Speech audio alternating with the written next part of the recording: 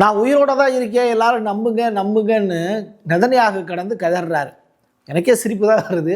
மூணாவதாக ஒரு வீடியோ வெளியிட்டிருக்காரு. இந்த முறை கொஞ்சம் டிஃப்ரெண்ட்டு. 2 பேர் பக்கத்தில் நிற்கிறாங்க. அந்த 2 பேர் யார் என்ன ஏது அப்படிங்கிறத நான் சொல்கிறேன். சிரிக்கக்கூடாது, சிரிக்காமல் அந்த வீடியோ பார்க்கணும்.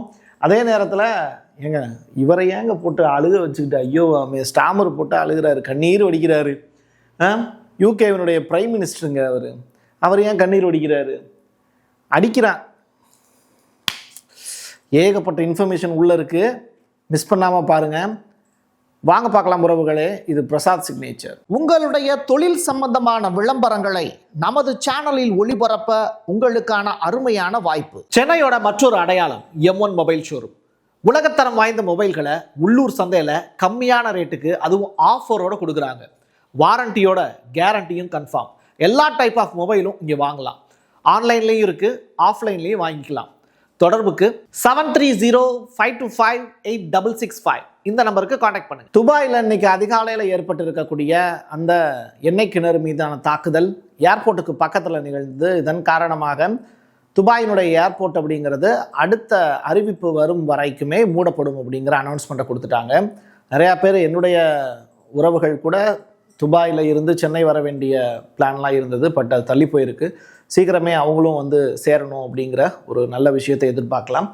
இது மாதிரி ஒவ்வொரு ஊர்லையுமே தன்னுடைய சொந்தக்காரங்க வெளிநாடுகளில் போய் கஷ்டப்பட்டு வேலை செய்கிறவங்க தன்னுடைய வீடுகளுக்கு வந்துடணும்னு எதிர்பார்ப்பாங்க. அதில் ஒரு பகுதியாக திருவனந்தபுரத்துக்குள்ள இருந்து துபாய்க்கு போன ஒரு விமானம் எமிரேட்ஸு, அது பாதி வழியிலேயே திருப்பி அனுப்பிச்சிட்டாங்க. இப்போது மறுபடியும் திருவனந்தபுரத்தில் பத்திரமா லேண்ட் ஆயிடுச்சு.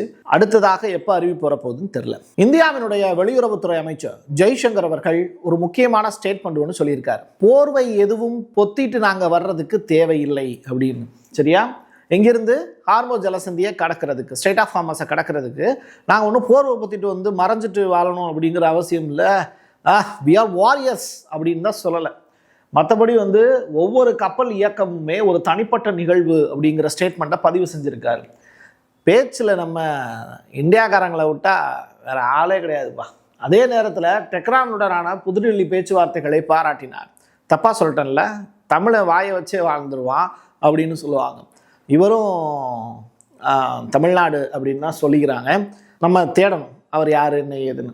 இஸ்ரேல் இஷ்டத்துக்கு வெஸ்ட் பேங்கில் இருக்கக்கூடிய பகுதி, இந்த பக்கம் பார்த்தீங்கன்னா லெபனானு, இப்படி பார்த்து பார்த்து அடிச்சிட்டு இருக்காங்க. பட் ஈரான் பார்த்தீங்கன்னா கால்குலேட்டடாக வேலை பார்த்துட்டு இருக்காங்க.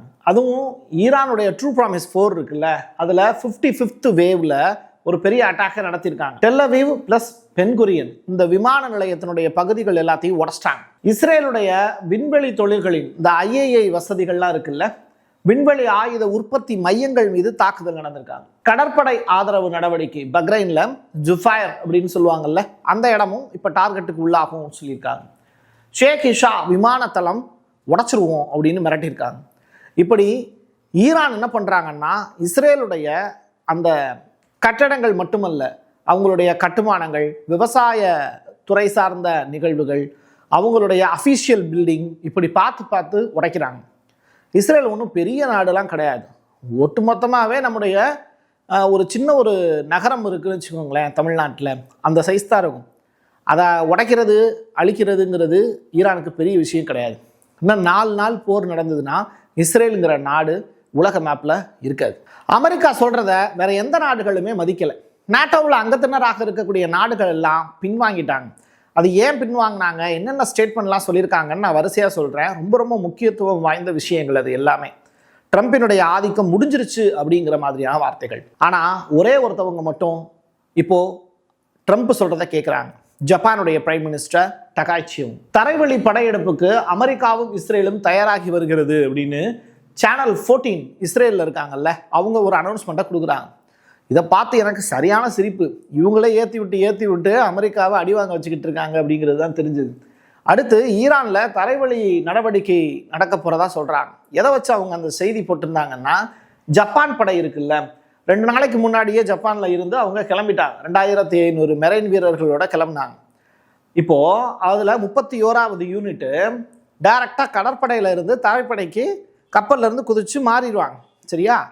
அப்போது இந்த ஆக்டிவிட்டி அப்படிங்கிறது ஈரானுக்கு நெகட்டிவாக போய் முடியுமான்னு கேட்டால், ஈரானில் லட்சக்கணக்கான வீரர்கள், தரைப்படை வீரர்கள் ரெடி பண்ணி வச்சுருக்காங்க. இந்த 2200 வீரர்கள் போய் என்ன பண்ணுவாங்க பாவம்? இவங்களுக்கு குடிக்கிற அடியில் மீதி இருக்கக்கூடிய அத்துணை நாடுகளுக்கும் அண்டங்கட்ட போகுது. அதான் நடக்க போகுது அடுத்துதான். சரி, இப்போ உள்ள என்ட்ராகிறாங்க அப்படின்னா அது எப்படி உள்ள வருவாங்க அப்படிங்கிறத வீடியோ காட்சிகளோட நம்ம பார்க்கலாம். இதுதான் கப்பற்படை. கப்பற்படை டைரக்டா அந்த கடற்கரையை தாண்டி லேண்டுக்குள்ள என்ட்ராக முடியும். இந்த காட்சிகள் பாருங்க.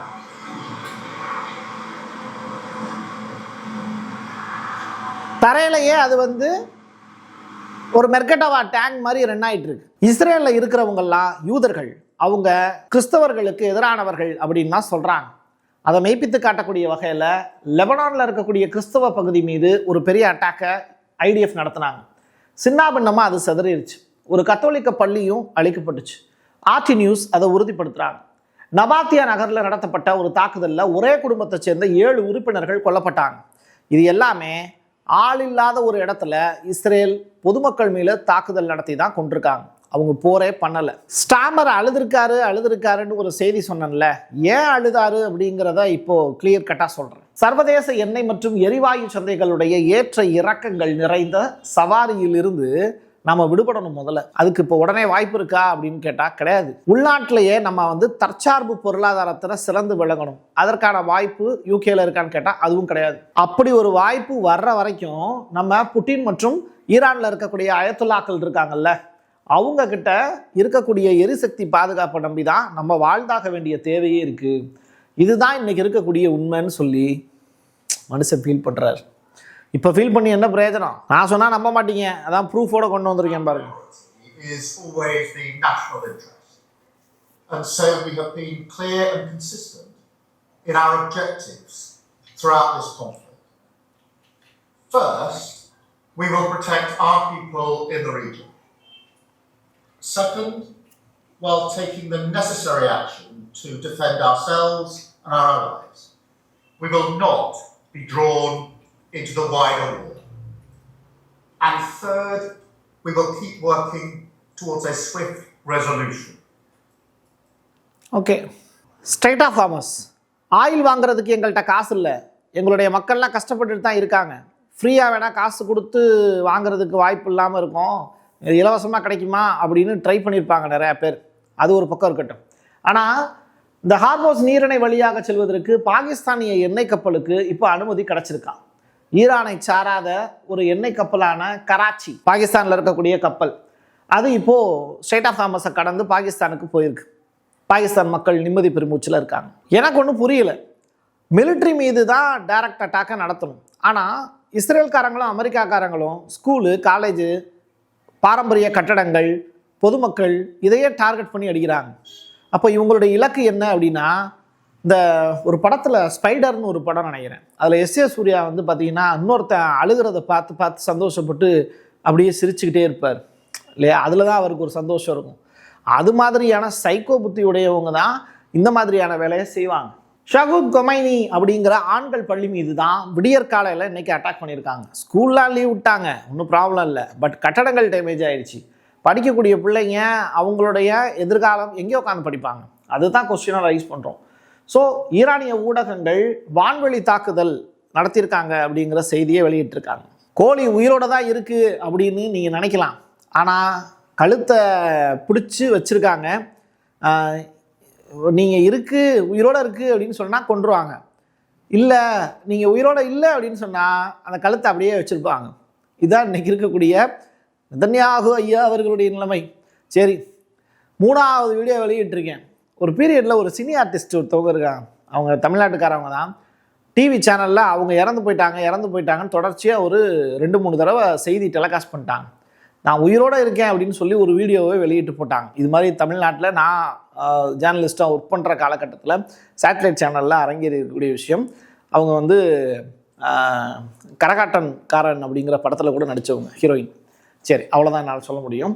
இப்போது இஸ்ரேலிய பிரதமர் நெதன்யாகு தான் உயிருடன் இருப்பதை நிரூபிப்பதற்கு மற்றொரு காணொளியை வெளியிட்டார். With girls. யார் இவங்கன்னு தெரில, இனிமேல் தான் தேடி கண்டுபிடிக்கணும். Oh my God.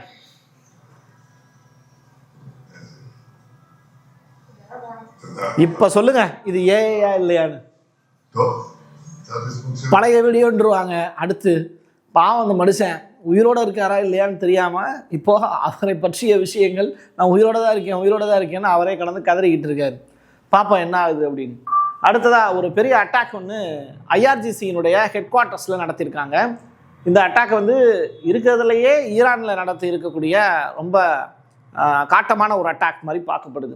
போர்க்காலத்தில் உக்ரைனில் இருந்து தானியங்களை மற்றும் வெளியேற்றுவதற்காக ரஷ்யாவோடு சில ஒப்பந்தங்கள்லாம் வந்து டீல்லாம் போட்டிருந்தாங்க. யூரோப்பியன் யூனியனுடைய ஹெட் ஊர்சுலா, அதற்கு பிறகு இந்த காஜா மாதிரியான நபர்கள் வந்து தொடர்ச்சியாக அந்த வேலையை செஞ்சாங்க. ஸோ காஜா கல்லாஸ் வந்து யூரோப்பியன் யூனியனுடைய கொள்கை தலைவர், அவங்க துணைத் தலைவரும் கூட. அப்படிப்பட்டவங்க இன்னைக்கு ஒரு முக்கியமான பேட்டி ஒன்று கொடுத்துருக்காங்க. ட்ரம்ப் வந்து வாங்கன்னு கூப்பிடுறாரு சண்டைக்கு, நீங்க எல்லாம் போலையா அப்படின்னு கேட்குறாங்க. அப்போ ஸ்ட்ரைட் ஆஃப் ஹார்மஸ் வந்து ஓப்பன் பண்றது அப்படிங்கிறது நம்மளால இப்போதைக்கு முடியாது. ஒரு வார் சுச்சுவேஷன் இருக்கு அப்படின்னா அங்கிருந்து குறைந்தபட்சமா உணவுப் பொருட்களை எடுத்துட்டு வர்றதுக்கு நம்ம ஈரானோட ஒரு ஒப்பந்தம் போட்டாகணும் அப்படிங்கிற அந்த ஸ்டேட்மெண்ட்டை சொல்றாங்க. இதை நம்ம செஞ்சா அவங்க வரமாட்டாங்க, ஆனா ஐக்கிய நாடுகள் சபையோடு சேர்ந்து இந்த விஷயத்த செய்யணும் அப்படிங்கிற ஐடியாவை கொடுத்துருக்காங்க. பார்ப்போம் இந்த ஐடியா ஒர்க் அவுட் ஆகுதா இல்லையா. சாட்சிக்காரன் காலில் விழுகிறத விட சண்டைக்காரன் காலில் விழுகிறது மேல் அப்படிம்பாங்க. அது மாதிரி ட்ரம்ப் அவர்கள் மற்ற எல்லா நாடுகளையும் யூரோப்பியன் நாடுகளை கூப்பிடுறதுக்கு பதிலாக சீனாவையே கூப்பிட்டார். பட் சீனா அதுக்கு ஒரு ரிப்ளை பண்ணியிருக்காங்க. சரி, வயசுல பெரியவர் கூப்பிட்டுருக்காரு, அதுக்கு ஒரு பதில் சொல்லணும்ல, அதனால ஒரு பதில் சொல்லியிருக்காங்க. அனைத்து தரப்பினரும் இராணுவ நடவடிக்கைகளை உடனடியாக நிறுத்தி கொள்ளுங்கள் அப்படின்னு. இந்த வடிவேலு ஒரு படத்துல டெல்லியிலிருந்து கிடைக்கக்கூடிய இதை பூரா வந்து தமிழ்நாட்டுக்கு கிடைக்கல அப்படின்னா அதுக்கு என்னதாங்க தீர்வு அப்படின்னு சொல்லி பத்திரிகைக்காரங்கள்லாம் கூடிட்டு கேட்கும்போது அதுக்கு காரணம் என்னது, டிஸ்டன்ஸ் அப்படிம்பார்ல. அப்போ இங்கே இருக்கிற தமிழ்நாட்டை அப்படியே தூக்கி டெல்லிக்கு பக்கத்தில் வச்சுட்டா நமக்கு எல்லாம் கிடைச்சிடும், மீதி இருக்கிறதுக்கு பூரா கொசுரை பூரா அடுத்தவங்களுக்கு கொடுத்துடலாம் அப்படின்னு. அது மாதிரி கையில் வச்சிருக்கீங்களா ஆயுதம், கீழே போடு, போர் முடிஞ்சிடும், அப்புறம் என்ன பிரச்சனை, ஸ்ட்ரைட் ஆஃப் ஹார்மஸ் ஓப்பன் ஆயிரும், அப்புறம் எதுக்கே என்னை கூப்பிடுற அப்படிங்கிற. புரியுதா? இந்த வீடியோலையே என்னால் சிரிப்பை அடக்க முடியாத ஒரு கார்டு அப்படின்னா அது இதுதான். இப்போ ஜெர்மனியினுடைய பாதுகாப்புத்துறை அமைச்சர், ஜெர்மனில் இந்த ஹிட்லர்லாம் இருந்தாருன்னு சொல்கிறாங்க. பட்டு இந்த மாதிரியான சார்லி சாப்ளின்ஸ் அதிகமான அளவில் இப்போ சுற்றிக்கிட்டு இருக்காங்க. அப்போ ஹிட்லரோட எண்ணிக்கை குறைஞ்சிருச்சு, சார்லி சாப்ளினோட எண்ணிக்கை அதிகமாகிடுச்சு, அவ்வளோதான் வித்தியாசம். சரி, அப்படி என்ன பேசியிருக்காரு அப்படின்னா, ட்ரம்ப் கூப்பிட்டார்ல, அதுக்கு அவர் பதில் சொல்லியிருக்காரு ஜெர்மன் சைடில் இருந்து. நாங்கள்லாம் ஸ்ட்ரைட் ஆஃப் ஹார்மஸுக்கு போக மாட்டோம், அடி பின்னிட்டு இருக்காங்க நீ வேற அப்படின்ட்டு. அமெரிக்க கடற்படையாலேயே முடியல, அதனால தான் எங்களை கூப்பிடுறீங்க, ஒன்னாலேயே முடியாட்டி என்னையெல்லாம் என்ன செய்வாங்க கொஞ்சம் யோசிச்சுப்பாரு அப்படின்னு சொல்லிட்டு ஈரானை பார்த்து இப்போ பயப்படுறாரு. இவர் இல்லை, ஒட்டுமொத்த ஜெர்மனியுமே பயந்து போய் கிடையாது. சில ஐரோப்பிய கப்பல்கள் செய்து விடும் அப்படின்னு ட்ரம்ப் எதிர்பார்க்குறாரா அப்படிங்கிற கொஸ்டினையும் குரல் அப்படியே தழுதழுத்த குரலில் அப்படியே பேசுகிறார். இந்த போரை தொடங்கினவங்க